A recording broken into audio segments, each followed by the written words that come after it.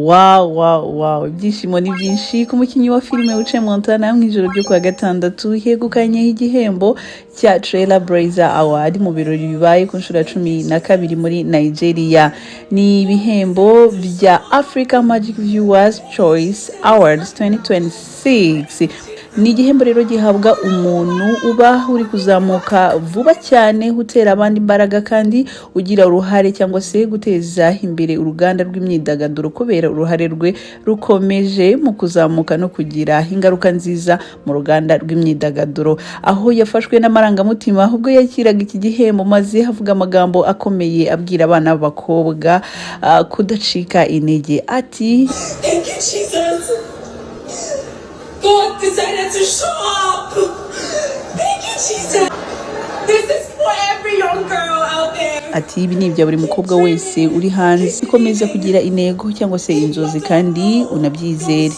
Ati mu gihe utaramenya cyangwa se utarasobanukirwa, ati ntuzacike intege cyangwa se ntuzahagarike. Ati wicika intege, ati komeza kandi ubyizere.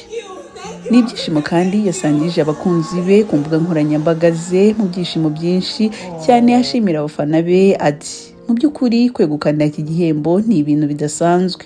Ati ndashimira byimazeyo umuntu wese wamfashije, wangiriye icyizere ndetse n'uwo twakuranye muri uru rugendo. Ati ibi bisobanuye byose kuri njyewe. Ni ibirori byateguwemo ibihembo bitandukanye ndetse byitabirwa n'abakinnyi ba filime, abayobozi bazo, abanyamideli, abashoramari bakomeye by'umwihariko mu ruganda rwa sinema cyangwa se muri filime muri Afurika mu gihugu cya Nigeria. Ni ibirori bibaye ku nshuro ya 12 Africa Magic Viewers Choice Awards 2026 byabaye kuwa gatandatu cyangwa se byabaye kuwa gatandatu muri hoteli Eco Hotel and Suites. Byizihije ibikorwa by'indashyikirwa muri sinema na televiziyo nyafurika.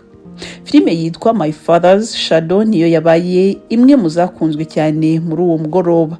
Iyi filime yegukanye ibihembo byinshi harimo filime nziza y'umwaka, Best Movie, umuyobozi mwiza wa filime, Best Director, umuziki mwiza wa filime, Best Score Music n'ibindi byinshi bitandukanye.